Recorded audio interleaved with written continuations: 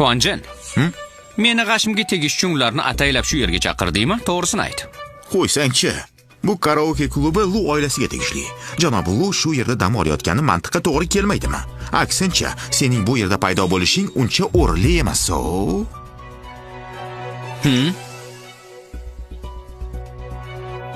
Vanyuan meni do'stim. Uni ham bu yerga kelishi juda o'rinli. Bo'ldi. Bugun Lin xonimning tug'ilgan kuni. Yoqimsiz narsalar haqida gaplashmaylik. Kel Lin xonim, sen uchun ichaman. Men sen bilan ichmayman. Jessiya, unday dema. Kichik janob Luning martabasi juda yuqori. U Lu Hayfenni tug'ishgan ukasi bo'ladi. Nima? U Lu Hayfenni ukasimi?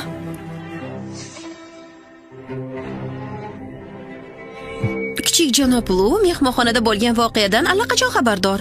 U akasidan biz uchun shafqat so'rashga va'da berdi. Faqat Vanyuanning o'zi javob berarmish. Mashinaga qayerdan puling borligi endi ma'lum bo'ldi. Demak, meni akamga ishlarkansan-da. Agar akam uning puli va mashinasini olib ko'zbo'yamachilik qilayotganingni bilsa bormi? O'zingni qanday o'lganingni ham bilmay qolasan. Demak, Vanyuan Lu Hayfenga ishlar ekanda. Lu Hayfen unga tegmagani bejizga emas. Menga ham juda qiziq.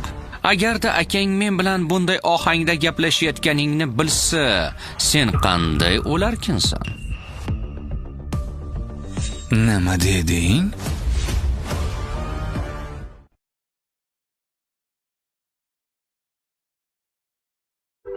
Vanyuan, o'zingni bunaqa tutishni bas qilasanmi yo'qmi?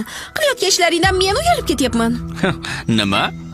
Ilgari garchi kambag'al bo'lsang ham har holda rostgo'y va kamtar eding. Xo'sh, endi-chi, hozirgi ahvolingga bir qara. Kimga o'xshab qolding? Og'zingga kelganni valdirashdan boshqa nima qo'lingdan kelyapti? Nima? O'zingni juda zo'rman deb o'ylayapsanmi? Shunaqa bo'lib ketganmisan? Yetar.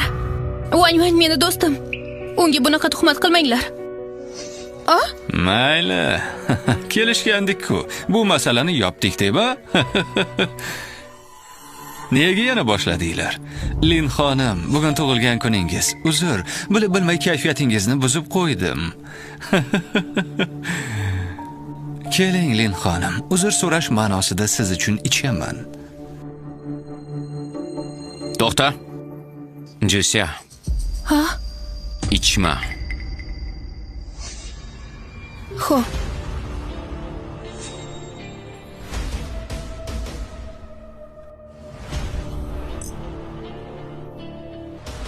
Vanyuan, men Lin xonim uchun qadah ko'taryapman. Senga nima bor o'rtaga suqilib, ha?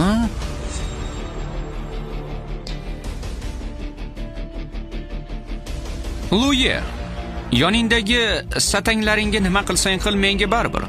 Ammo mening tanishimga ko'z olaytirishga jur'at eta ko'rma. Aks holda qanday o'lim topishingni ko'rasan. Nima deding? Vanyuan, janob Lu bilan qanday gaplashyapsan?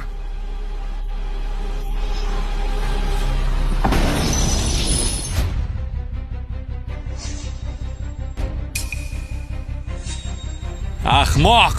Kim senga bu yerda to'polon qilishga ruxsat berdi? Kechirasiz janob Lu, bu chap berishni kutmagandim. Kim imperialda to'polon ko'tarishga jur'at etdi? Xuan.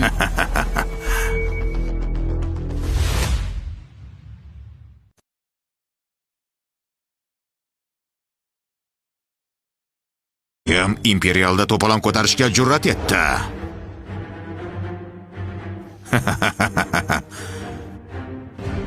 Kichik janob Lu, nima? Mening joyimni yakson qilmoqchimisiz, ha? Sunakajonim. Shunchaki anglashilmovchilik. Qo'l ostimdagilar vaziyatni tushunmadi. Iltimos, akamga aytmang, ha? Sunaka, hozirgina qizishib ketdim. Keling, siz uchun ichaman. Men esa battar qizishib ketdim. Qayerda turganingni bilasanmi o'zi? Janob Lu hozirgina butun tijorat ko'chasiga buyruq berdi. Bugun tundan boshlab xavfsizlik va tartib qattiq nazorat qilinadi. Sen esa mening joyimda janjal ko'tarishga jur'at etdingmi? Kechirasiz. Ha, kechirasiz, Suyun aka. Janob Lu, men uchun bir og'iz gapirib qo'ying. Meni ismimni tilga olma. Sunaka, bu ishni iltimos akamga yetkazmang. Keling, bunday qilamiz. Men uchun 500 ming yigitlarga tarqatib yuborasiz, ko'ngillarni yozishadi.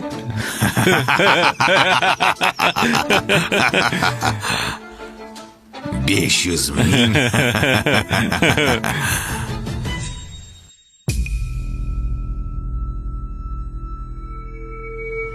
O'ylab ko'raman. Aha, o'ylab ko'ring, iltimos.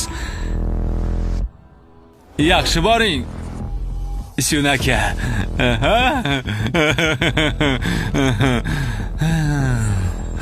500 ming. Hammasi seni deb, tushundingmi? Aytib qo'yay. Bu 500 mingni o'zlaring topasanlar. Janob Lu, Men Sunaka bilan bir gaplashib ko'ray. 500 ming? Dahshat. Shuncha pula? Endi nima qilamiz? menda faqat 3 ming bor. Hali Huaboydan ham 3 ming qarzim bor. Vanyuan, hammasiga sen aybdorsan. Agar sen bo'lmagan edi, Huanjan seni urarmidi? Bu muammolarning hammasi senda boshlandi. Bu pulni sen to'lashing kerak. To'g'ri. Mencha ham Van Yuan to'plash kerak.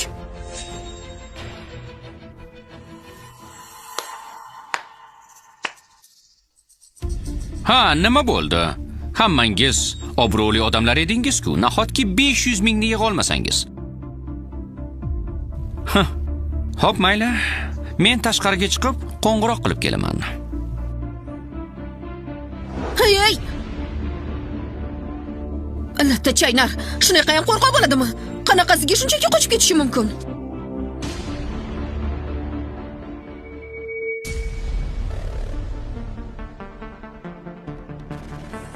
Alo. Lu Hayfen. Men imperialda kichikroq muammoga duch keldim. Kelib hal qilib yubor. Ha, yana bir gap. Bu Luye deganini qaytib ko'zimga ko'rinmasin va oldimda kerilmasin, xo'p? Tezroq bo'l.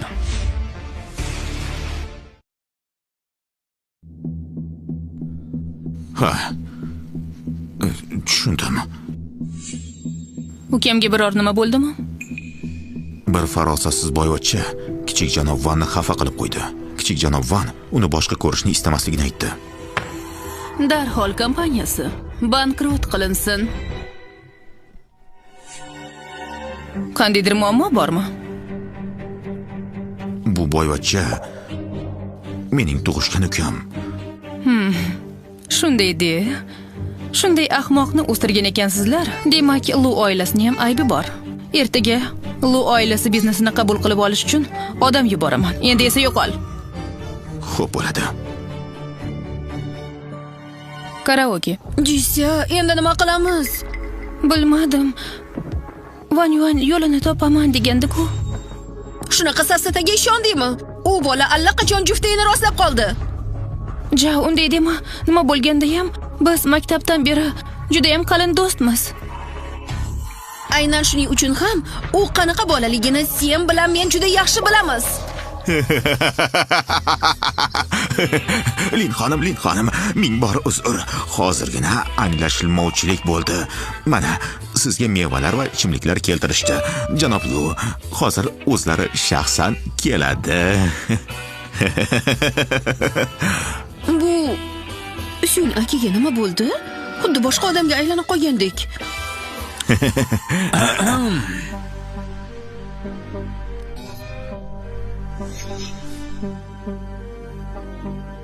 Kechirasiz. Uy,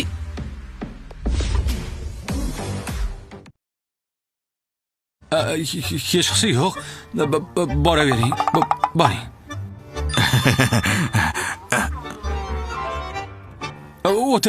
O'tiringlar qani? Nega tik turibsiz? O'tiringlar. Tik turmanglar.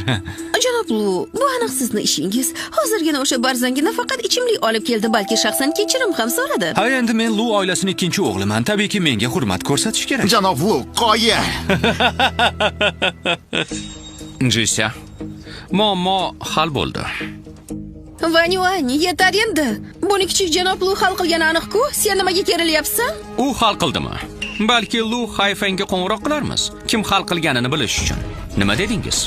Haddingdan oshma. Akamning ismini tilga olyapsanmi? Katta xo'jayin Luga telefon qilish shart emas. Katta xo'jayin Lu hozir o'zi keladi. Ko'ramiz o'shanda qanday sayrar ekansan. Nima deding? Akam kelyaptimi? Ha? Aftidan akamni bugun kayfiyati cho'q ko'rinadi. Shu yerdaligimni bilib, aka-ukalik rishtalarimni mustahkamlamoqchi shekilli. Ha, bugun rostdan ham ajoyib kun ekan. Qani, hamma ko'proq ichsin.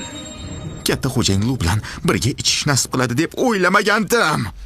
Ha, aytganchi. Akam har holda yuqori martabali inson. Har qanday duch kelgan it mushuk u bilan bir stolda o'tira olmaydi. Ayrim darajasi past mayda chuydalar o'z ixtiyori bilan chiqib ketsa, yaxshi bo'lardi. To'g'ri. Janob Lu to'g'ri aytyapti. Yaxshi. Men ketishim mumkin, ammo keyin qaytishimni yalinib so'raysizlar.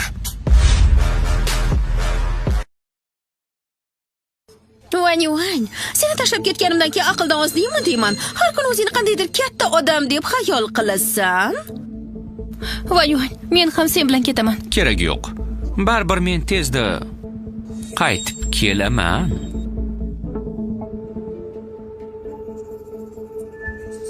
Bu bola o'zini kim deb o'ylayapti? Aniq omadsiz-ku, yana qaytib kelib hammani lol qoldiraman deb o'ylayaptimi? O'sha latta haqida gapirmaylik. Bugun maza qilamiz. Qani? Ichamiz. Janob Lu. Tez kelding. Janob Lu.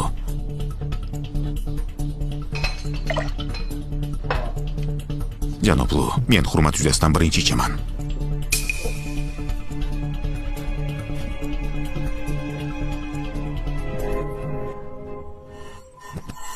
Nima gap?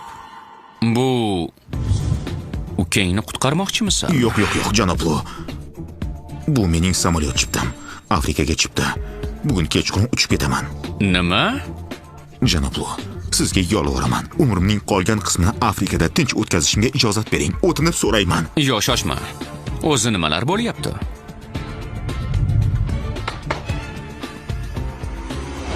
Ya'ni mening opam Lu oilasini xonavayron qildimi? Qo'ng'iroq qilaman.